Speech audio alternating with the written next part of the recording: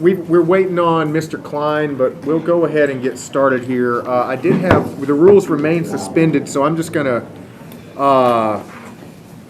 go of my own accord and say that we're gonna add one additional person for hearings, and that is volunteer fire department. I think we have a representative.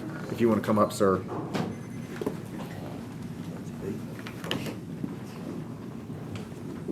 Grant Oak Grove Community Fire District, and apparently we miscommunicated some on the ARPA funding, and on April 28th, the funding is, we requested that there be money provided for a county building to be built at where Oak Grove's fire station is now, to house two apparatus that we have, because we have two of our first out, a tanker and a wildland apparatus that has to sit outside. It means in the wintertime, they have to be drained of water during the freezing weather, and they're not available. If it's warm enough that we can put water back in them, there's frost on the windows, we have to scrape the frost off before we can start them out on the fire and respond. They need to be inside. Right now we have, when we started this process, we applied for 2 grants. We got both of them. We have a brand new $350,000 tanker sitting outside, and we have a $90,000 wildland apparatus. Both are sitting outside.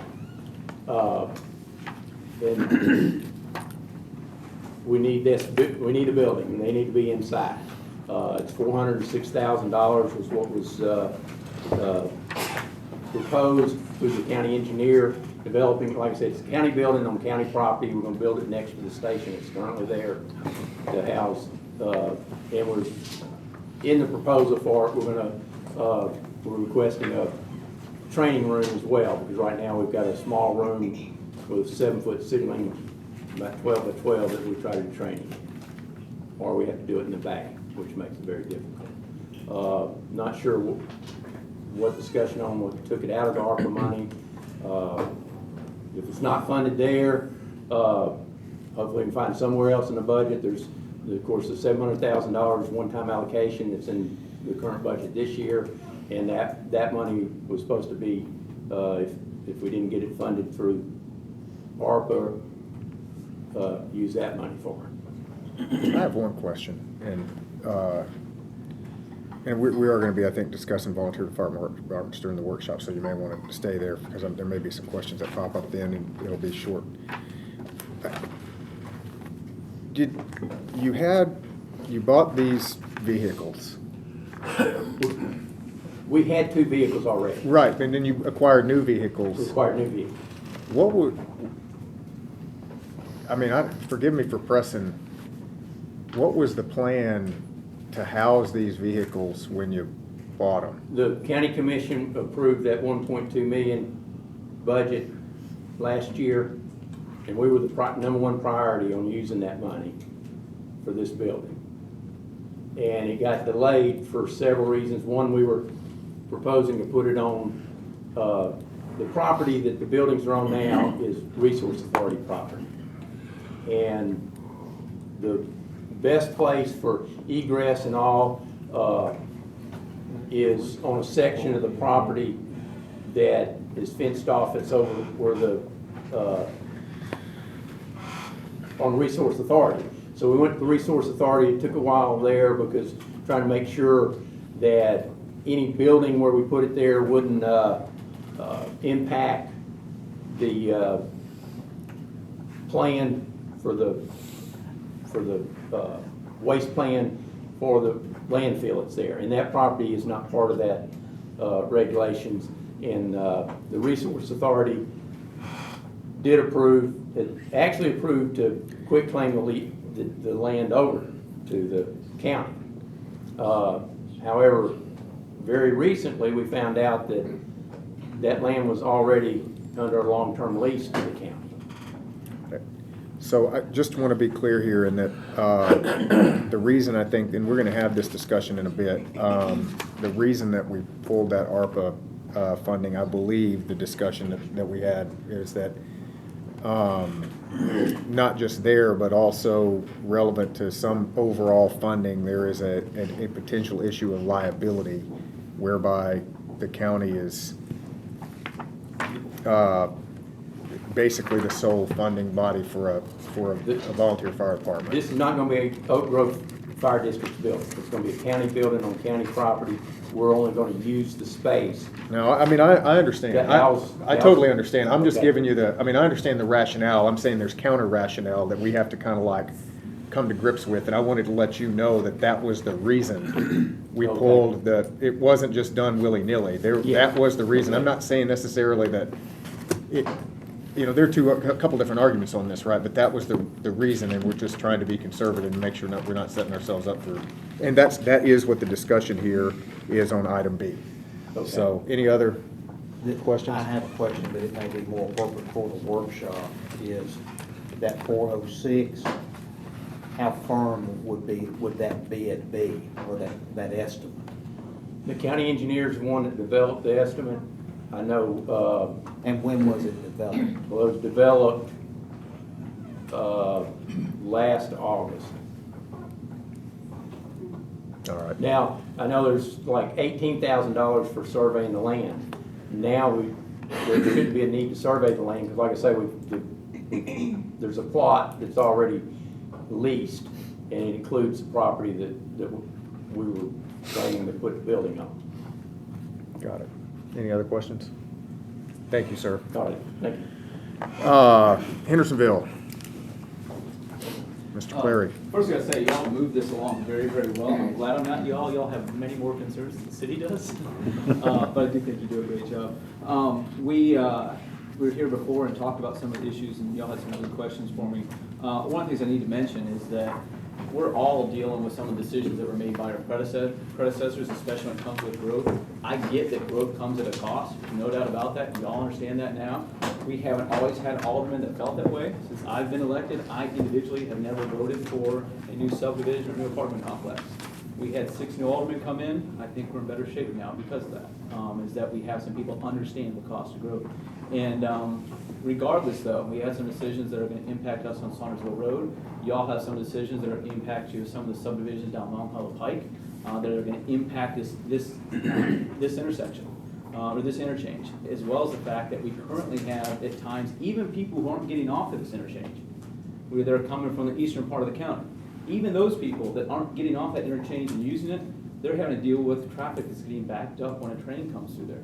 So if you're coming through there, you're not even using that interchange, you're still having to deal with that traffic and having to deal with that. Now, part of the obligation the city made a long time ago, probably 20 years ago, was that the city would pay for the construction of improving this intersection with the tunnel. CSX has been along with us the whole way. T-Dot, that we have designed and we have plans, what it's going to take. We've already the city has spent approximately $1 million when it comes to engineering. We're in the process of right-of-way acquisition right now, but the price tag for this is probably maybe 28 to 29 million. We sought federal grants for about 3 years on this, and we had the help from T-Dot, we had the help from Congressman Rose's office, Senator Blackburn's office, and Senator Knightley's office. The problem was that after we had applied a couple times, the criteria changed. It's no longer about public safety, it's more about DEI. That's who's getting the grants now.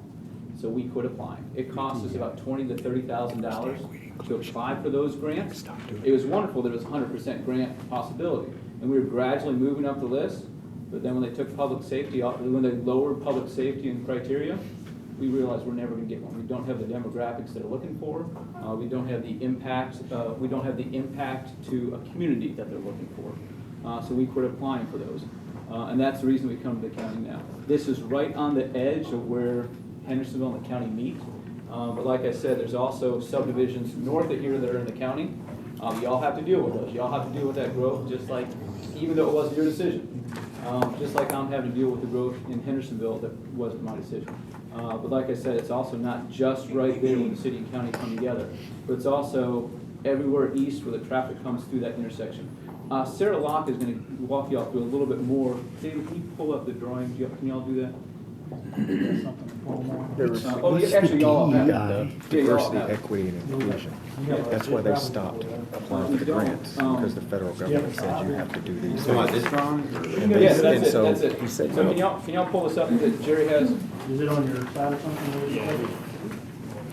It might be on Does everybody have it? Yeah, David sent it out. We have both, we have that. Okay, so that second map, you see how close this is to the very edge of Hendersonville, as well, and it shows you, gives you an idea of the growth that's happening in the county, and how important it is to the county as well. So if y'all pull up that drawing in color, Sarah will walk you through it. I did also bring an additional handout with some additional information about the project as well. So this project will, as Mayor was stating, would add a tunnel underneath the railroad and would eliminate the at-grade crossing at Winston Hills and Sumner Road, which would significantly in and of itself improve the safety and flow through the area. Currently, there are approximately 14 trains that come, or a train comes through approximately 14 times a day. So 14 times a day, that entire area gets locked up for anywhere from 10 to 15 minutes. So this would eliminate that. Additionally, adding future capacity for growth through the area.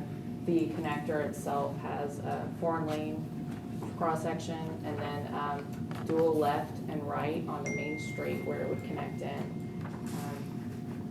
And then the signalized intersections adjacent to the project would be coordinated in such a way that as you're coming off of the ramp, you would get the green and then turn onto the connector and then get the green from Main Street. The intention is to have that coordinated so that there would be a smooth flow of traffic as well as additional coordination with the railroad,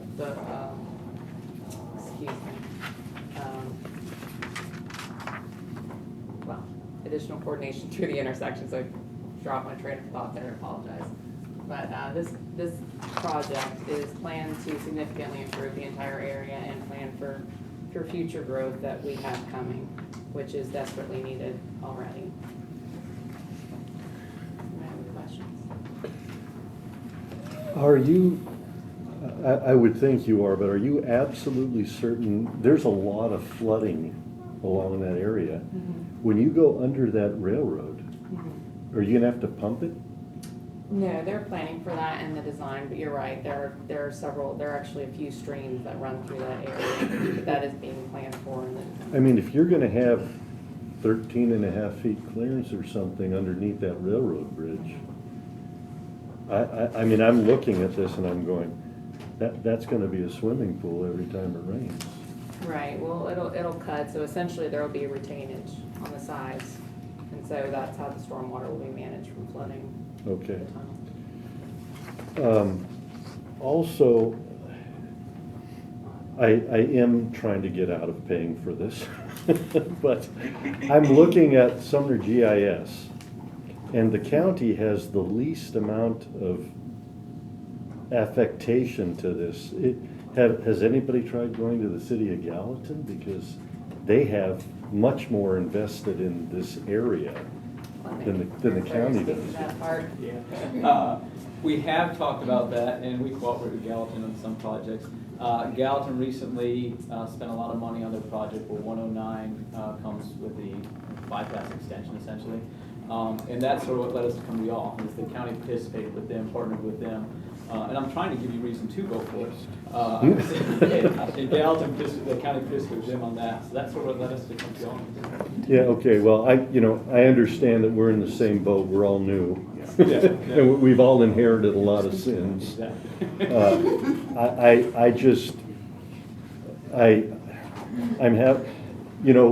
If we're going to give money away for road repairs and stuff, Red River Road in Gallatin is a nightmare, it's the same railroad. And on going to church in the mornings, I can barely get through the intersection because it's backed up everywhere. And I'm just wondering why you think that the county has a responsibility here, besides the fact that we're the county. Yeah, it's more about what's coming from Long Hollow Pike and what's coming from east of there. Because even if you're not using that interchange, even if you just want to keep going on Vietnam Veterans Boulevard, 8 to 12 times a day, you're getting backed up because there's a train going through there. Oh, I know. Did you have another one, Mr. Hyde? Had a No, question? go ahead. Mr. Hyde? I did not necessarily favor the tremendous amount of money that was being spent on the Gallatin exchange, but we spent it. Now, I'm a commissioner from Hendersonville, and I say we've not received that kind of help from the county like Gallatin did on that project. The die is cast. It was done. We're in the ditch with that. Now, this is a needed project, and it sits almost between Gallatin and Hendersonville in a way. And there could be many, many arguments for and against this project. But all I'm saying is, that's not going to change my mind. We need to consider that we gave great assistance, not we as a commission. I'm seeing so many things here that are a result of frivolous spending in years past that locks us down in so many ways. But we are in a situation now where I tend to support this because it will help the city of Hendersonville, it will help Gallatin, and I know there'll be some resistance to it, and it may not even pass. But I will support this because of what we've already done. Mr. Schmidt? I'll just share a few thoughts, and I'll try to be real quick, because I made several phone calls since hearing about this to my constituents, to other citizens that are not in my district. I've also sit on the Health and Emergency Services Committee with Chairman Rogers and listened to him with good points, what needs we have in the county for cities, outlying cities like Cottontown or Westmoreland. You get the idea that we need EMS stations here, we need improvements to our EMS stations throughout the county, and it's something we've got to address at some point. So their biggest beef, and I don't blame them, is why are we paying, this is the fee, and this is nothing against Mayor Clary or you, but why are we paying for Hendersonville's, I don't know how to put this any other way, but this is what they're saying. They screwed up, not Mayor Clary, and not Ms. Locke, but the previous administration screwed up. And now we're going to tell cities like we're sitting here as a budget committee, and we're saying, well, we can't fully fund this, we can't fully fund that because we're strapped for cash. So how do I, as a commissioner, at the end of the day, come to this thing, and I think it was $3 million, you said, I won't hold you to that, give or take, but how do we justify as a budget committee that we're going to put $3 million into this, which is not saying they don't need it, but how do we justify that when I sit on the Health and Emergency Services Committee and listen to some very good points by our chairman of that committee that we need to really address the needs of the outlying areas. We had another gentleman here that they need a new building to house their equipment. We have needs here in the county too that we have a fiduciary responsibility for. What is the contingency plan for Exit 8 if we say we're not going to fund this as a county?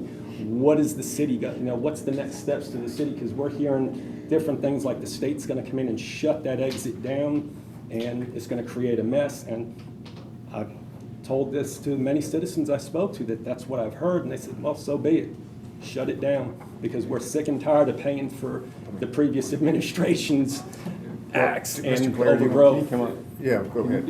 Yeah, sure. And I appreciate you. And it's not an attack on you, please. I appreciate it's you using not. the language you did about previous decisions. Yeah. And one of the ways we're helping with EMS is our fire hall number 7 will have availability for EMS to be in there, because it just made sense for us to partner with the county and be prepared for that to happen one day.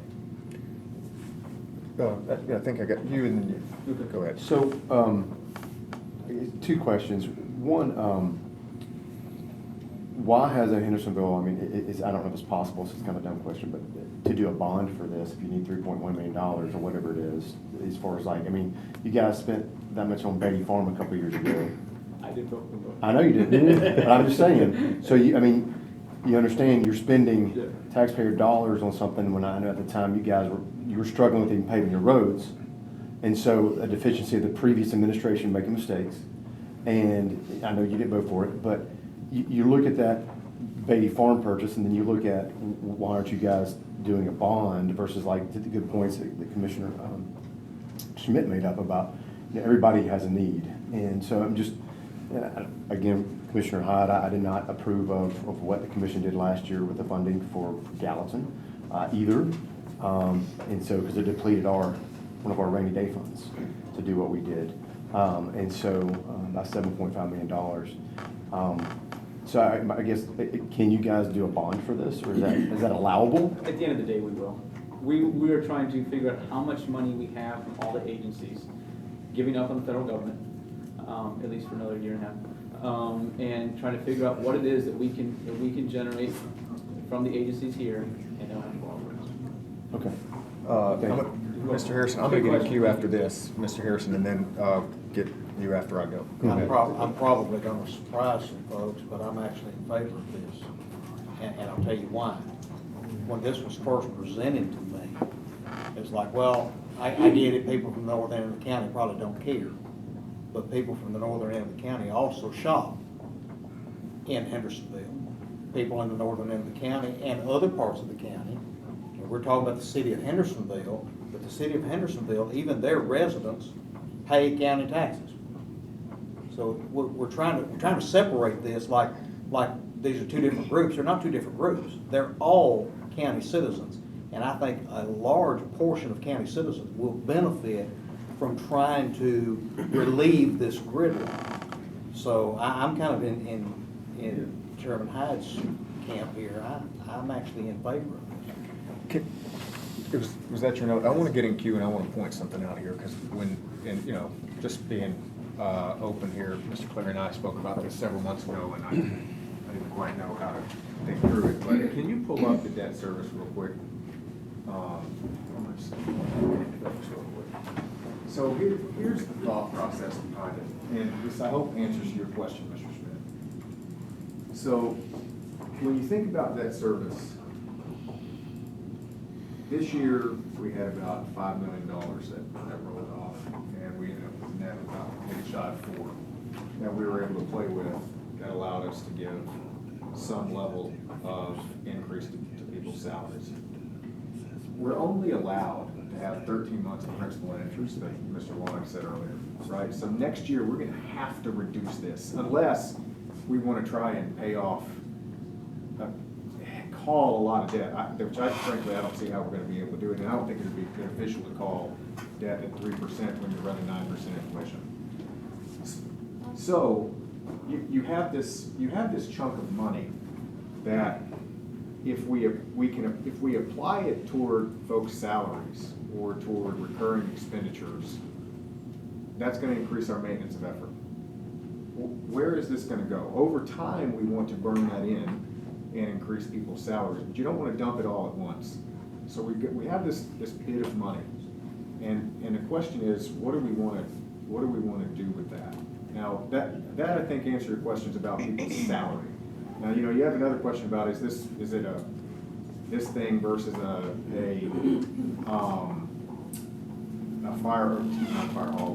EMS station. That's I think a different question. But from a maintenance of effort point of view, from a burn rate point of view, this is an opportunity, in my view, to stack hands with the state and the county and the city and put something together where everybody in the county wins. I mean, look, at the end of the day, we're talking about the idea here. It's not $3 million all at once. And we can't allocate, but a year over time, it would be 1 penny per year that we would look at year over year. And, you know, if it's not spent, we can treat it the exact same way we spent, that ARPA treats us. If it's not allocated specifically for this project, it's not like it's just gonna go to Mayor Claire to spend as he wants. Specifically for this project, and if it's not allocated within 18 months, it's spent within 3 years, take it back at 5% interest. There you go. But am I speaking out of turn? Oh, no, go ahead. We've suspended the rules, but you're next. I guess the question would be then to me, and, if I'm wrong, tell me, but if we can take money like this, penny out of the debt service, then why can't we do it to improve working conditions for our EMS personnel? I mean, if they have various different needs, sanitizing stations, whatever it is that they need, why can't? I haven't seen a plan like this. No, I get it. This is a plan. This is big compared to but we've all sat here now since September. We've all listened to, the needs of our law enforcement. They have needs too that we've had to say, look, we can give you this amount, but we can't give you that amount. So the citizens are going to be asking, I'm trying to ask this from a citizen's point of view, is why aren't we putting that money into upgrading the safety of our schools?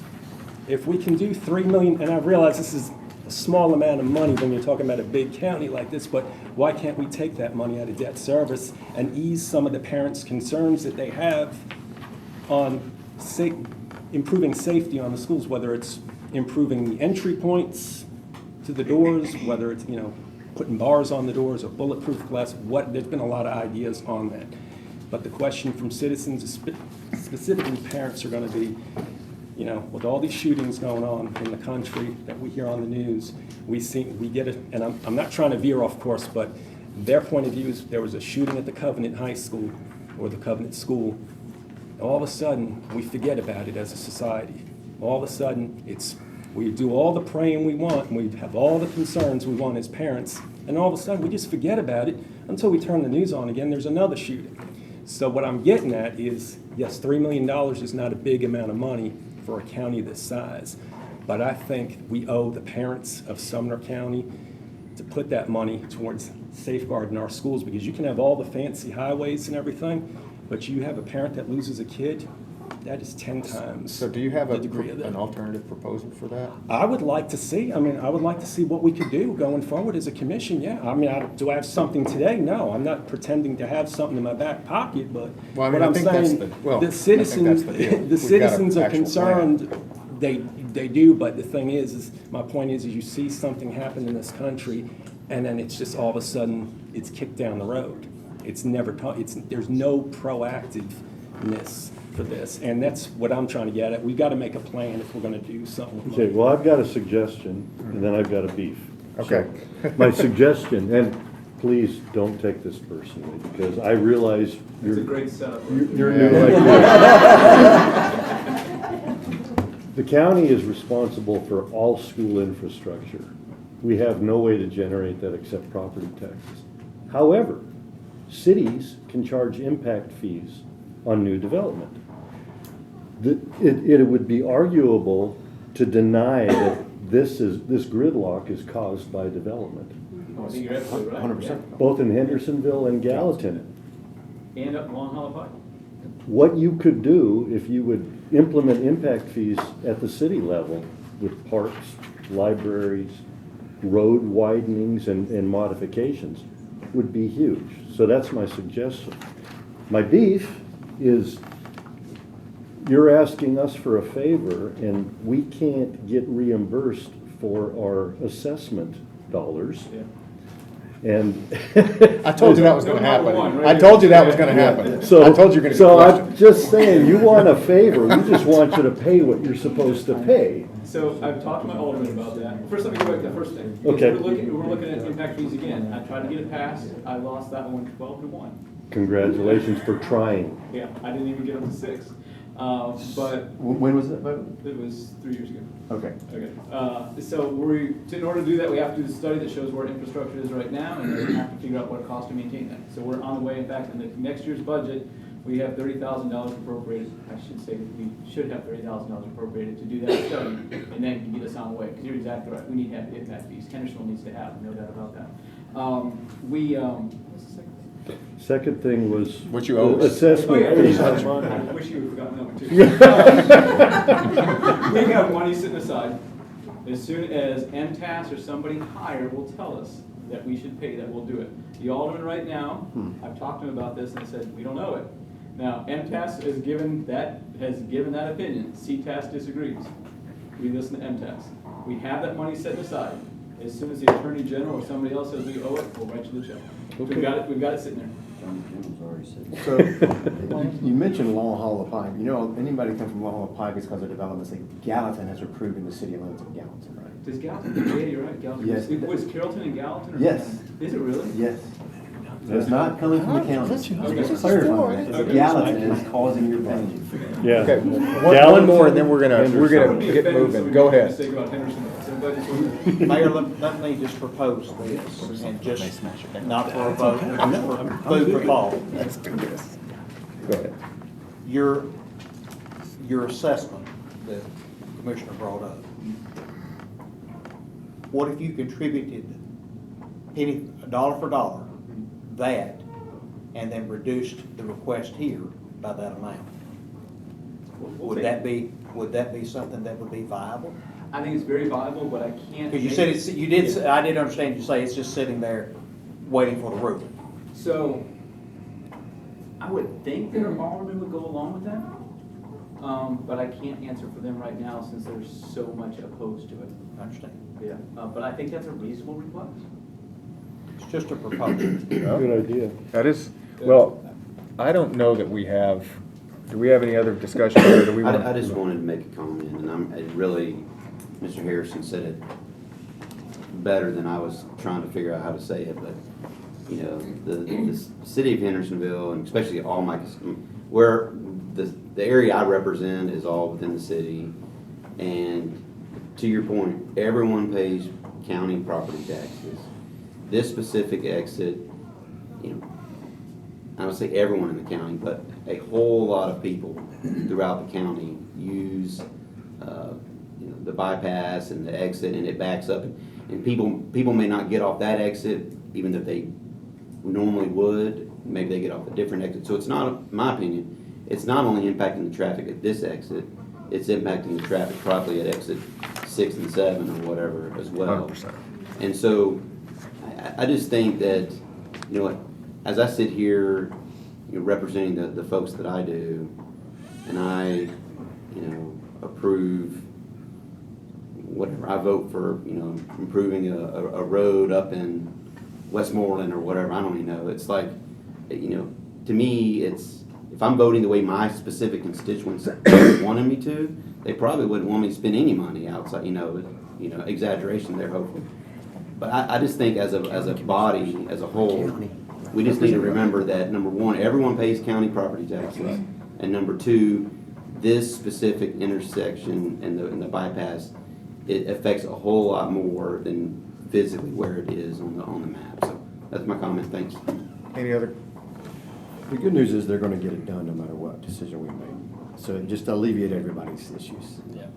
Well, The fact that we'll be able to get it done faster once we can find all that money. But you're right, we have to do it.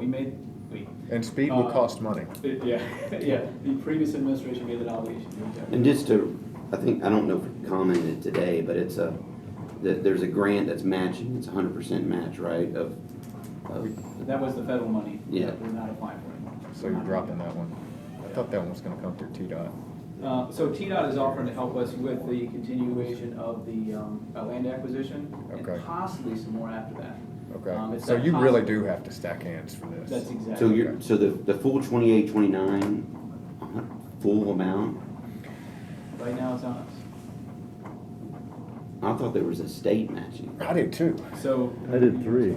Sure, Yeah, that's so what we I- have $4 million in LIC funding, which is a 50-50 match.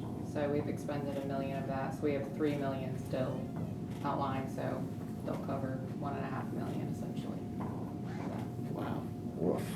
So where's the rest coming So out of from? the $29 million, Hendersonville's paying all of it right now. Right now? Okay. Oh, wow. So we're, if you wanna think about it in terms of impact, we're paying, does it impact us 10%? Well, if we pay 3, they're paying 3. Where's the they're- rest come, where's Well, 20? they're gonna pay they're paying the rest, so we're impacting 10% of the overall spend. So we're going back to the federal government to look for what used to be called earmarks. We don't call it that anymore because that sounds like a bad word. And we're gonna continue to work with the state, but it just reduces the amount that we owe, that we would have to pay for. So is there any other question here? I feel like this one probably, we don't normally vote, we just put it in or out, but I think this one probably deserves a vote, whether it's gonna go into this budget or not. I know we've been through the rules, but I think we'll What's just take a what's vote on the, this one. what's the amount of 1 penny, right, or in our? 676 or something like that, 674. And so No, no, they go back to the proposal, I know we do it 1 year at a time, but I think the proposal is to do it For for the 4 next, years. for the next 4 years. Okay.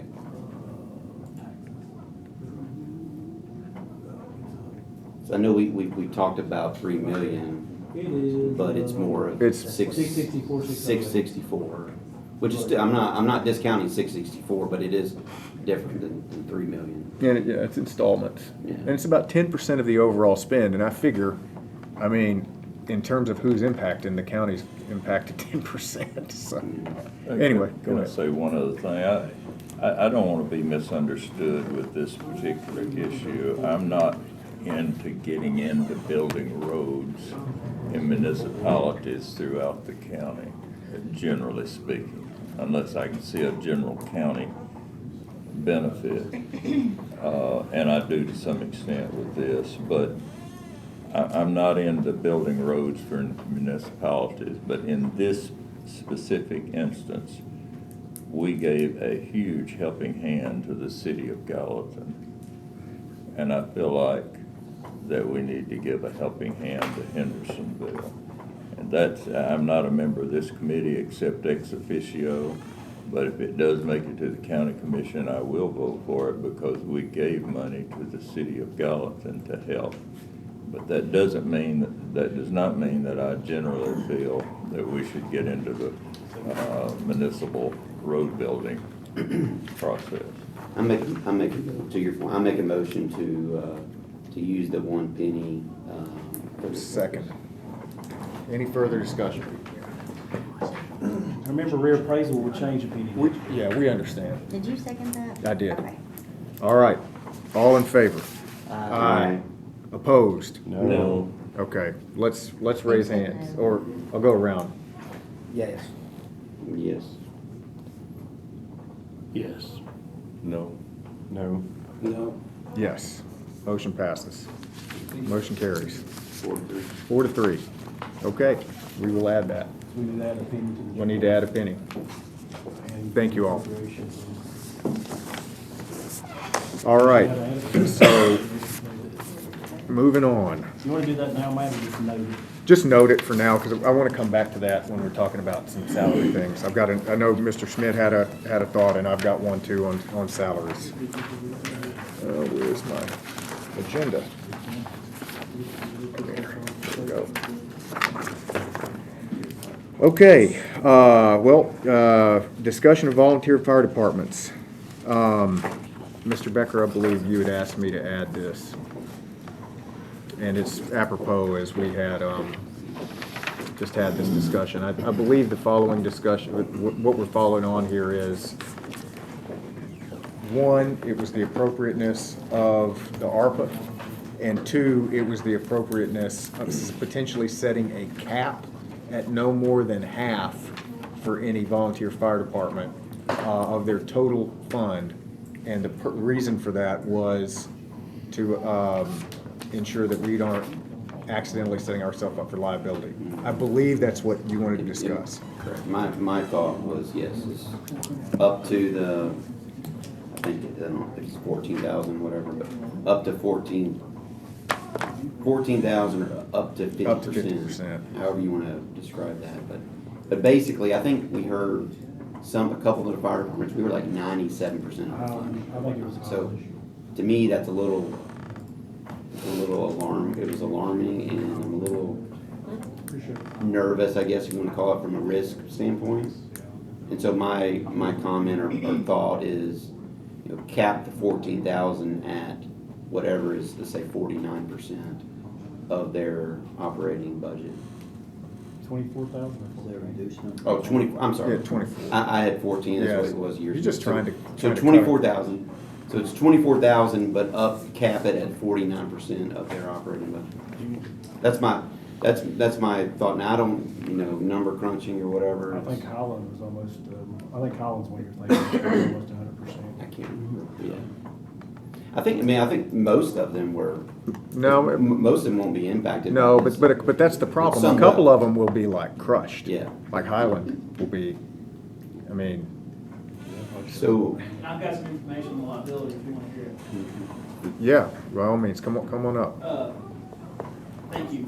My name is Brad Williams from White House Community Volunteer. I listened to the budget meeting and I heard that was a major point that was raised, and I tried to jot down every question that you asked during that meeting, Mr. Becker, so I can try to answer it for you. So I have a lot of information. I doubt you want it all right now. But specifically on the 50% number that was brought up, I contacted multiple legal sources, CTAS being one of them, of course, and asked them that same question about liability at 50%, if that changes the factor of liability in this county. And overwhelmingly, the answer was 0. It doesn't change it very much at all. The biggest impact that would have liability on the county's behalf would be the day-to-day operation. How much impact do you have on our day-to-day? So if you supply 90% of the budget for Highland, which that is the overwhelming amount, it is 90%, I believe, for them, then the liability would not increase very much at all, as long as the county is not coming to the fire department and say, okay, this is how you run your fire department, we want you to do this here, you gotta put this station over here, which of course this county doesn't do. We had a chiefs meeting the other night, and the question was asked, how many departments in the room have had a lawsuit and been filed? And of course, I think most of everybody said, of course they have, because everybody sues for every little thing. We know and that. as far as I know, the county's never been brought into any of those suits for that reason. And you are correct as well. If you were to cap it at 24,000, which still has not been stated if it's per station or per department, I'm really hoping it's per station. Because that's the going rate at the moment, of course. But if you were to cap that at the 50% number right now, Highland would probably close, or at least close multiple stations. They wouldn't be able to operate. yeah. I mean, I think the comment was made that they opened a third just to get the money. Not quite. That's what was said. Of course, that's what was Yes. said. But that's not quite how it happened. They did merge with another department. Was it? I forget the other department. They merged with another one, become a third station. Mitchellville. Thank you so much. Yeah. But so they acquired them and took over their station. So I don't know where the funding part came in, but they do have a third station there that requires, of course, additional funding. But another question that was asked, just to get to the quick one, was why some fire departments have a much larger budget than others. For instance, my department does have, a quite large budget, where Sumner County only accounts for 15% of our overall budget. A lot of that's because of the funding we get from Robertson County, which is over $100,000 a year. We have a contract with Robertson County that we reassess every 4 to 5 years. So in turn, it's just like for us, you're renting a printer. You've contracted with us to do that portion of Robertson County for so many dollars a year for 5 years.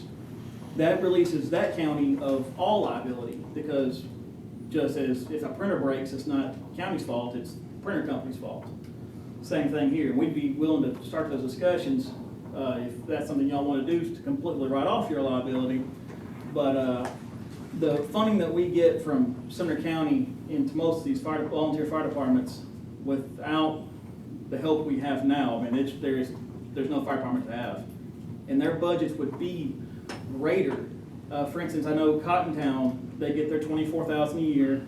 Their overall maintenance budget, I think, is only $4,000 a year in their budget, but they could use $30,000. They got trucks breaking down left and right. They're putting duct tape on parts just to survive, because they don't have the funding to even move. So honestly, the budget we're getting, they're floating by, and some guys can get some grants from the federal government to get nicer trucks, but then we get them and they have to sit outside. So he's got $500,000 worth of equipment sitting in the rain that's going to eventually cause it to fail faster. just how things are going. But anyways, back to the original question, the 50% liability number from overall legally that I can find as a citizen, and we'll talk into the legal guys I have, and I do have a legal counsel writing up a thing for you, that'll be on a nice letterhead to make it official, not just some fat guy out there talking. But so far, I can't find any legal basis behind that.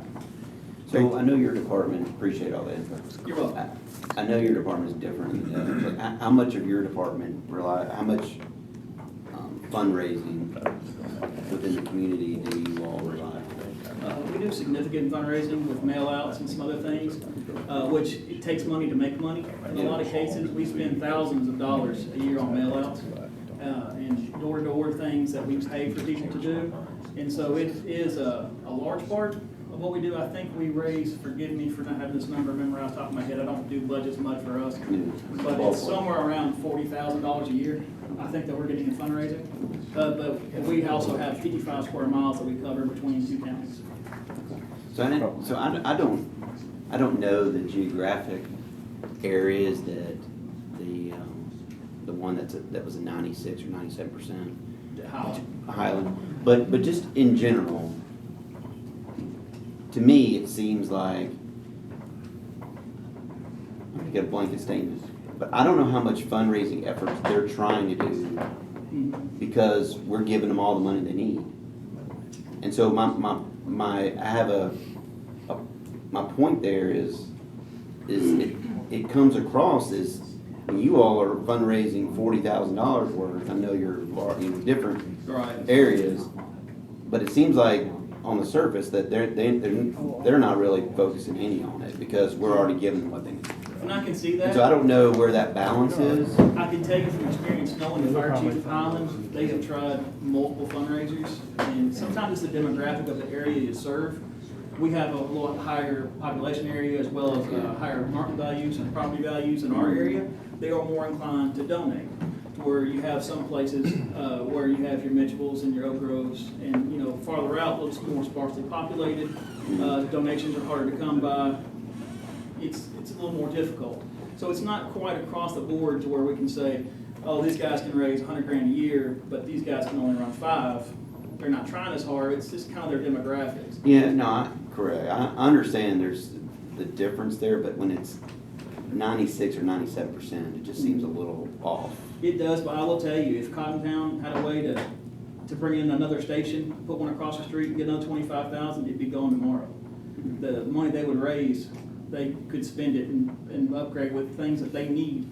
That is pretty imperative to their situation. But I hope we can keep the funding formula this year the same because we are so close. I hate to make any rash decisions this close to July. But what we would love to do, all the fire chiefs, including myself, is if we have a fire department meeting here, special call, we go over budgets, numbers, funding formulas, things for the future that don't include any kind of property taxes or fire taxes, because nobody wants that here, including ourselves. Well, nobody wants a fire tax, but there are other funding methods we can talk about, like the contracts or funding formulas, that instead of doing $24,000 a year per station per whatever, we could take into account ISO ratings, property values, things that would encourage departments who have a higher ISO rating of Class 9, which can cost your homeowners in that area hundreds of dollars a year in extra insurance costs.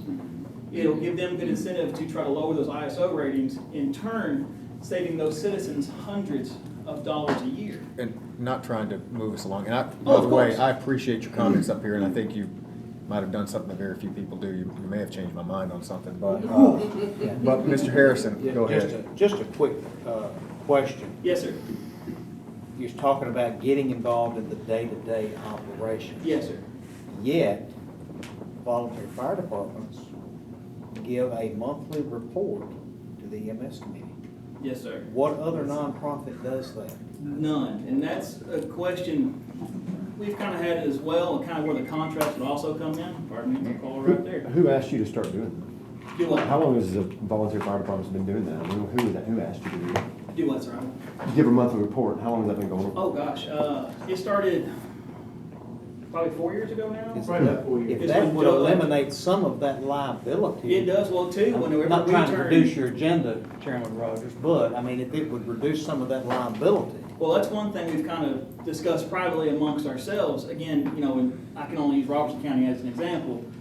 We turn in numbers to Robertson County for our monthly responses. They hand us a check for the month. Where in Sumner County, to get our small portion that we do get, we have to give a monthly number, a monthly report. You have to have a yearly budget of all of our costs. We spend a lot of time and effort to get the money from Sumner County that we don't normally, in other departments around, don't have to necessarily do. Right. So it's more of a donation, kind of like of your Meals on Wheels and other places, your Sumner County stuff, which we love having a seat at the table. I'm not arguing that point because we're a free county service that, you know, most departments or counties consider fire one of the three pillars, fire, EMS, and sheriff. We're just kind of the guys who do it for free in the corner. Mr. Hyde? I like where Commissioner Becker is coming from. However, I think that the 49% formula would be looked at countywide as what we're doing for volunteer fire departments rather than each individual fire department. And I think it ought to be calculated that way. In regard to fundraising, I think that the EMS committee should be looking at ways to wean some of the departments off of this almost 100% funding and getting them more self-sufficient. I have a little cabin in a county in East Tennessee that no one has ever heard of, Hancock County. And they have the most palatious looking fire hall there I've ever seen, volunteer fire department, because they do constant fundraising. Yes, sir. And serve meals every Friday evening. That's everybody's place to go to eat. Hancock County, incidentally, in one census year was the 4th poorest county in the United States. But they can raise, if they can raise the money, I think that Highland and some others could do it, and I think we should look at weaning them off and getting them actively involved Yes, sir. in If I can make one comment to that. raising money. And I believe that's a good suggestion. If you go to New York, there's volunteer fire departments with $1 million budgets that are some government, of course, a lot of donations. They run bars out of their fire halls up there. A lot of cases. Run what? Bars. Bars. But they serve alcohol. I'm not going that far. I'm sure you. So you get I'm gonna say the reason I say that, I say this is most of volunteer fire departments are run. I know for 10 or 20 people max that will run most of your stations. Some are even less. We're running thousands of calls a year. Last year was the busiest year we've ever had. Every fire department to get your ISO rating must have 220 hours of structural firefighting a year, on top of 40 hours of medical a year, on top of 2 hours of driver, 1 hour of domestic violence. A lot of hours of training you must have. Not only that, but you're asking somebody to get up at 2 o'clock in the morning and spend an average of 6 hours on the structure fire. So we've got our average volunteer is anywhere from 18 to 25, a large gap, and then it's usually in your 60s and 70s. We'll put, thank you. We'll Put second. Darryl Rogers on the bar So, idea. Mr. Rogers, I'll get you, then Mr. Sittler, and then we're gonna probably need to determine whether we need I a had a motion or question not. about committee reports. I mean, is that, I mean, it's new phenomenon in the past 4 years. Again, we don't ask the Cumberland Crisis Pregnancy Center to come up to the budget committee every month and give reports. I mean, I'm just curious. I'm just curious. I've learned a lot in the last 3 or 4 months. The definition of a day-to-day operation, budget constraints, legislative part of government versus executive branch of government. I'll say that. I'm not too much of a man not to. But when you get into all of that stuff, it goes back to what you just said. We don't tell crisis pregnancy centers how to operate. We don't tell Ashley's Place how to operate. Once we make these nonprofit contributions, they're theirs. It's kind of like the school board. Once we write that check and approve that budget, it's theirs. So having said that, I think we need to look at how we're giving them the money. Of course, we can give them the money because I can say personally, in my area, which is District 5, in the Bethpage area, that's the Highland Volunteer Fire District. As the previous commissioner said, they're not fundraising, like, respectfully disagree with that. They had a company that gave them $10,000 last year there in the city of Portland, because of the efforts that they saw them having and interacted with in the community. So that's not just something that's willy-nilly handed out a $10,000 stake from a private business. Every time that they're at a school or something, they have the empty boot outside of the truck asking for donations. Everybody knows what that boot is. During the Strawberry Festival, they have the booth there. They have their inflatable person running up down the street, which is the, I forget now what they call it. But anyway, the efforts are there in the communities to make these ends meet. A lot of these guys pay for their turnout gear and stuff out of their own pocket. So I think it's not a fair statement to say that they're not fundraising. Some, sure, I'll back you 110%. They're looking for us for their sugar bowl, if you will. Well, I don't have to do it. They're going to give it to me for free anyway. There could probably be some extra nutrition to go on there. We do surveys. However, Mayor, I'm not meaning this slanderous in any way. What I've learned over the past few months, when you start giving day-to-day reports or monthly reports, if you give advice back on what they're doing, you're kind of getting into the day-to-day operations of that piece or whatever that's giving you that report. So, I'm not an attorney. I would suggest tread lightly before we get too much off into who gives reports and who doesn't give a report and what we respond back with and giving back the recommendations from the committee, because in a nutshell, that could be the day-to-day operations of that said committee or that said division that's given the report. So, we may want to tread lightly. Go ahead, and then I'll get Mark. So to that point is when you do that, is you're basically, in my opinion, what the march has been to the sea is to intentionally create a county fire department, a new government entity, growing government as far as these with county fire tax districts, and that has been the goal of the previous commission. And so even it's interesting, it's only been 4 years of adding that report. Because when you get in that daily operation, basically you're saying you're managing them as a county government fire department, which we have no business doing. That's not the goal. So I mean, I'm going to be in favor. It's like I don't think that they should be reporting to the EMS, Health Emergency Services Committee, because of that whole reason. Because once you start doing that, you force them to do that. You're opening that Pandora's box, and I'm just going to tell county citizens is that is much cheaper for them to donate to these guys than it is going to have that tax rate get jacked up 40 cents more than a city. So I mean, this is the best bang for the buck right here at Volunteer Fire. But that being said, that that even with the ISO ratings, I mean, to me it's a moot point because it's a little bit of a marketing tactic. No offense, because like state law doesn't mandate insurance companies do that in the state of Tennessee, to my understanding.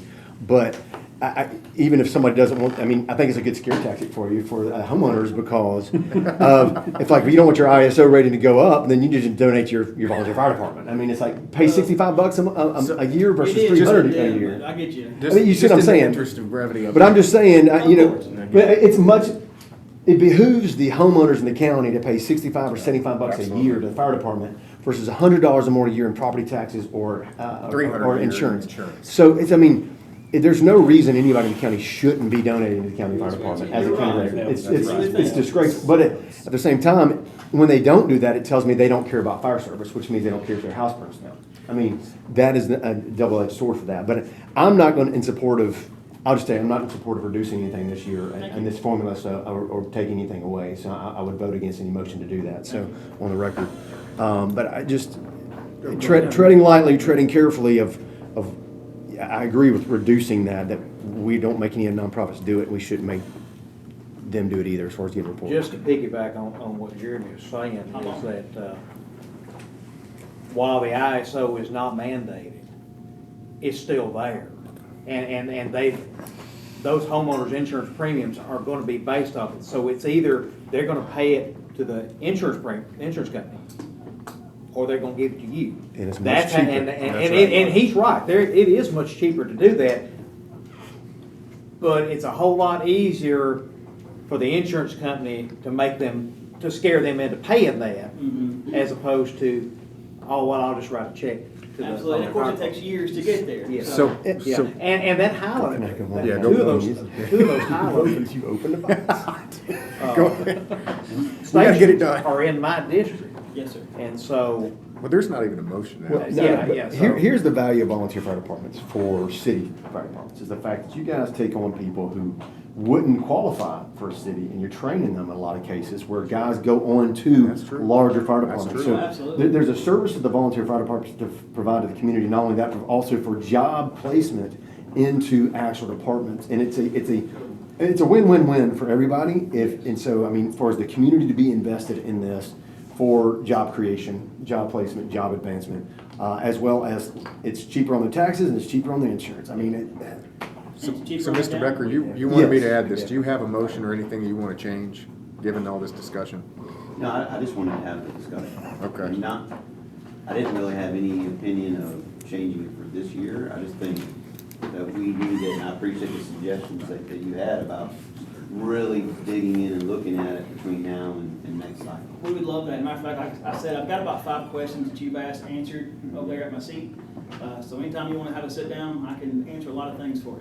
All right, thank you. Thank you for your time. Seriously, No problem at all. you changed my mind on it. Seriously, Oh, well, appreciate it. thank you. If I may ask just one more thing before I get to sit down. Go ahead. One more thing that is coming up, at least it should already be in your email boxes, I'm hoping. pancake breakfast? Do I look like I need pancakes?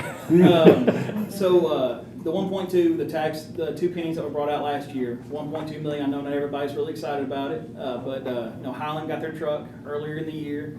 We've been trying to buy Oak Grove a station for the remainder of the year, and that hasn't quite worked out. So on kind of behalf of all the other fire departments here, we've all kind of asked that money to be, the remainder of that money to be split amongst all the departments besides Highland, who of course got the apparatus. Since it already is a line item in the budget, it's all, money has been sitting there. If there's, I don't think tonight's the night for it, but maybe the next regular schedule, if we could have that motion to go ahead and have that be divided up and split, and that would be a great help to all of our fire departments. And of course, the money is just sitting there, so waiting for us. And that would be a great help to all of us. But thank you for letting me get my spiel up here. If Thank I can you. help you, let me know. Thank you. All right, so now we have, actually, I want to make a quick change because I think we need to talk about this before we go to item C. I added item, and again, we suspended the rules, so I'm just going to do this. We added broadband, a request to change, to shift some funds from broadband toward water distribution. Because I think we need to discuss that before we do the overall budget completion, I'm gonna go ahead and suggest we do that now. And Mr. Harrison, you asked me to do this, so yeah. go ahead. There's a regional water plan that's kind of being discussed from Castalian, Bethpage, Portland, Oak Grove, Westmoreland. Westmoreland has the highest water bills of anybody in the county. They buy every drop. They don't have a sustainable water source up there. This regional plan would, and it's gonna take a little while to do it, but be actually pumping straight out of Cumberland, out of the Cumberland River. It would help all of those communities. To get this project started, and I think the mayor was involved in one of those meetings today, along with Mayor Callis, and I think the mayor of Westmoreland and Castalian and Bethpage both have a seat at the table. They need an additional $2 to $2.5 million to get this thing started and have it in place, the plan in place and ready to go by the end of '24.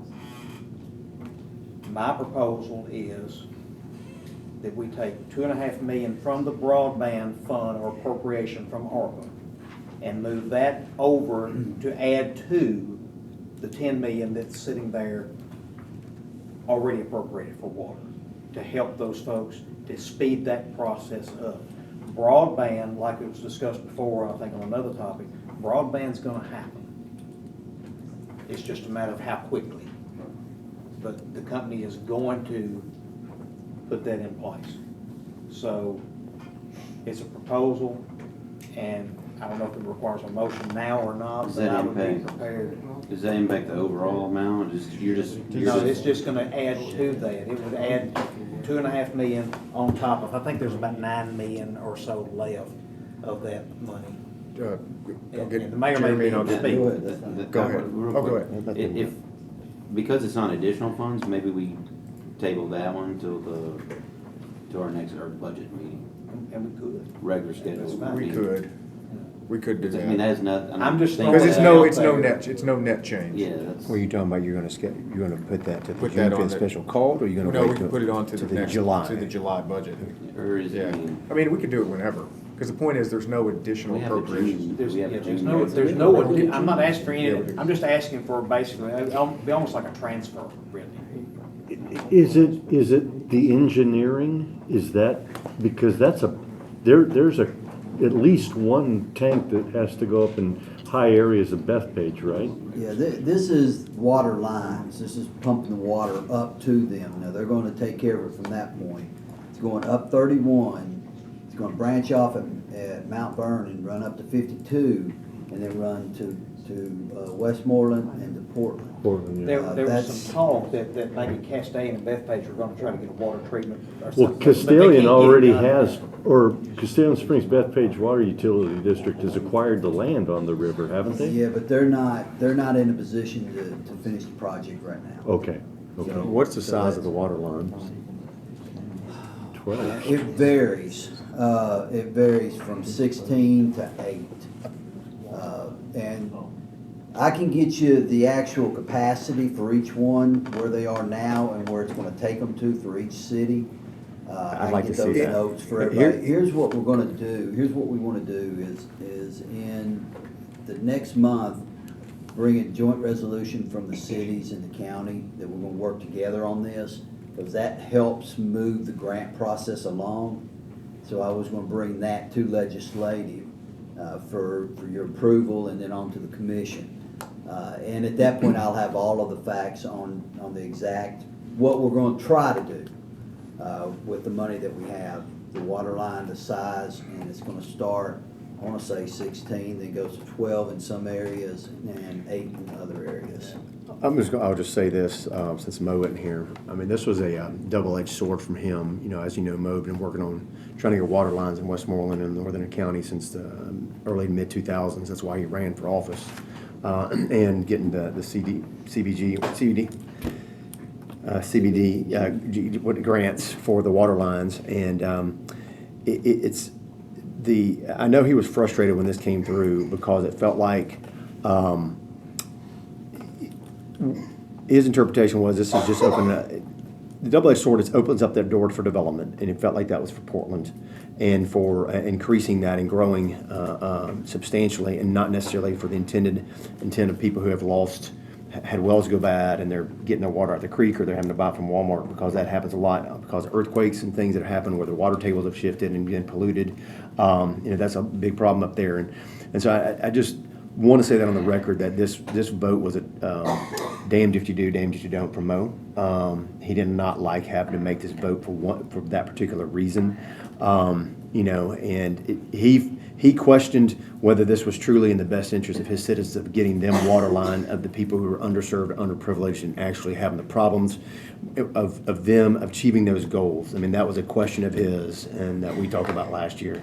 And so, as far as for existing people with problems, this is, the goal is not for, hey, we're going to build 1,200 homes in the outskirts of Westmoreland now. I mean, that is not why Mo Taylor supported this initiative. And so I just want to say that on the record, and it's a great concern. It was a concern of his. It was a concern for his constituents. It was a concern for that area.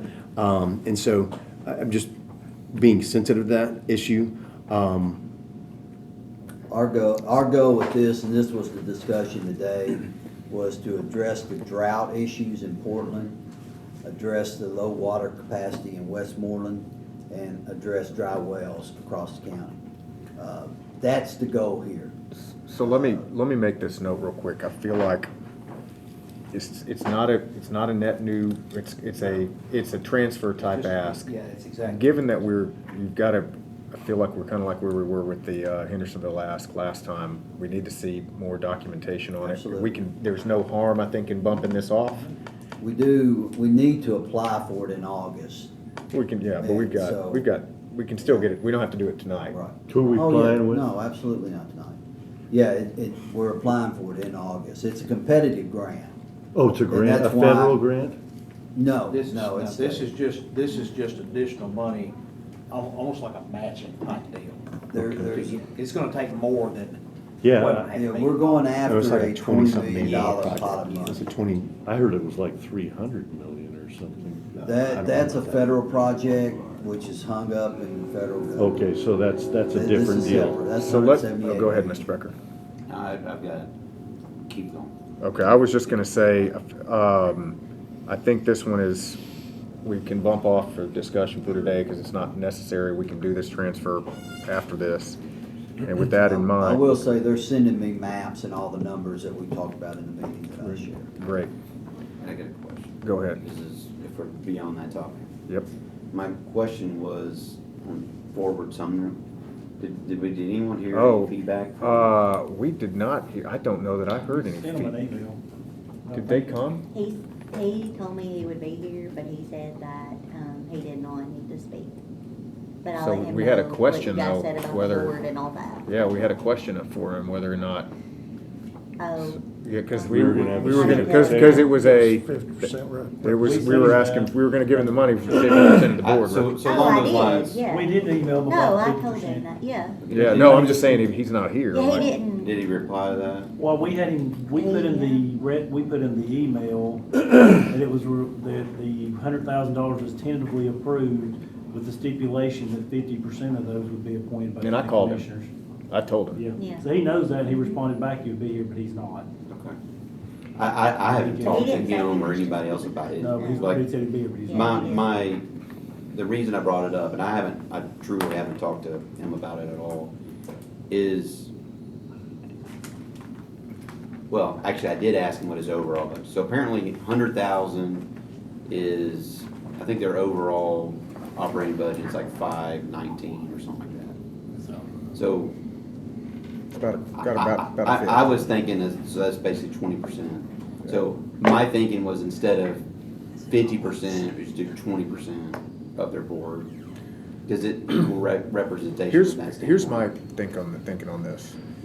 I mean, I get where you're coming from, and that mathematically makes sense, but I used to work real closely with the CFO when we'd be in negotiations, and he would say, I never want to negotiate against myself. I mean, I told him. So like, if they want to come and do that, let them make that. No, You know, that's why I brought it up to see if he did make any comments about it. So If he didn't, then so be it, I guess. Yeah, I'd be opposed to that anyway, Yeah, because at 20%, you got nothing. No, you get outvoted every time, because Yeah. that was the only reason why I said 50%. Yeah. That's fine. Well, I mean, he's not here I mean, anyway, so. yeah, to your point, I just wanted to see if he did respond. No, I haven't heard anything. So I think we move on. All right, but thanks for bringing that up, Mr. Becker. Okay, let's go ahead. You wanted to discuss the tax rate and the schools revenues? And I looked at the. Yeah, let's do schools- those. Let's do this in reverse order. You wanna do the schools first? Yeah, let's do that. Can you It's pop up relatively the revenue simple. and show the MOE numbers? Looking at the school's budget online, they put the exact same amount of revenue as last year, which is MOE. Go over there, go over to my budget document. Kind of go up to, go down below there. This first column to the left is actually the 24 based on the current estimates, and then the right is based on their MOE from last year, so it's going down. Couple of things to note. If we leave the actual based on our current projections, it would be, it'd be $4.6 million more than last year. Right now, they have MOE in their budget. One of the discussions I did mention to Mr. Show, go back up to sales tax. Sales tax only affects us in two places. That would be the school department and in the debt service fund. I have budgeted right now, I believe it's 97% of estimated actual, but it's quite an increase. And as we looked earlier, it actually, there is some concerns because it's up and down. So one thought process is, since the school didn't budget it, And it still has, it's going 66.66% to GP, 33.33% to debt service. If we adjusted debt service and school back to last year, that would knock out that three. I think that is very prudent, and the reason for it, we've got all these data points. One, we're trending down from projections, not necessarily down in raw. And then you just got that state notification back on gasoline tax. So like, we've got all these indicators flashing red. This is one of those, you go down, be super conservative, and if we get lucky, great. It'll all go into. Great, it goes into the general fund, and we're fine. They've got what they've got planned for. And they get extra here for this. That's right. So can you summarize that, what we're talking about? Basically, if we go in there, because 66. He's changing projections. 2/3 basically goes to GP, 1 goes to debt service. Debt service has a good reserve, good pickup. The school's budgeted MOE, so the easiest thing to do is if we kick our projections back down, I think it's gonna bring in more money. All that'll do is it'll actually allow the excess to go into the general purpose school fund debt service. Think So about. can I ask a question in a different way? So when you say they're budgeting MOE, in their budget is the exact same amount of local revenue? Yes, I've looked at it right Okay, now. so now we're just talking about is how to give them that revenue. Yeah, kind of match it up as Which- close as you which- can. Which fund or where to give it to them? Right, and right now, the only 2 funds affected by the sales tax is those 2 funds, and I took a screenshot of it right now. So they're budgeting MOE? They budgeted. And we have to give them like. Yeah, so it's You have to give them MOE. Yeah, so. To move, I mean, Yeah. All that's happening here is we're talking about, do we adjust the sales tax? The projections. The other question is, Yeah, does because excess we pennies should. in the Yeah. property Okay. tax, do you want to adjust that away or just budget lower, let it fall into the fund balance? There's several reasons for that. One, we just saw that we're potentially getting close to running out of deficit. Now, I think we probably won't, because we talked about all those reasons why, but this gives us additional buffer here. Yeah, no, I'm fine with that. I just wanted to All right, understand. is there does anybody have any issue with this? Nope. Okay, David, I think we're good on this Go one. over here, Beth, and I'll adjust that. You go into the, one that says, revenue sheet. Go to the revenue sheet. Okay, there's a purple tag that says local revenue. This is next fiscal year. Go back and see where we're at. Yeah, go down here to next fiscal year. Let's find sales tax. Going down sales tax. Overshot it because it should. There it is. Right, click over here, that's 33%, that's 66%, see what that right there is, I think it's 96% of I-30, so I didn't do it last year, so I don't have it. What is the amount in the schools? Wish I wrote it down, click plus right there. Just a plus sign. And then click back over here to that other sheet, it's just linked back that way. Go back there, and where's last year's sales tax? Hit that sales tax number right there. Hit enter. Okay, and hit plus, go here, plus last, divided by 0.6667. I don't like Now, that. plus some across, that should be the same. And it's, where's your total? 44, 167, 43. Now go back to the other sheet and see if we grab what we want. It should be linked. And it's not, of course. Let's see it plus over here, that one, because it's not linked. It says it is. Local revenues H. Go look at H30. Which one's H30?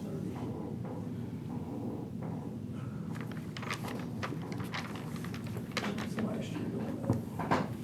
Yeah, going. Click back on the sheet there. Is that current year estimates or budget we're looking at? Go back up. That's estimated work Hey, in 2020. I'm gonna take a quick break while they figure this Yeah, out. we'll do a 5-minute break while he. Dave, you're making my head hurt. All right, 5 minutes. Go back to that sheet.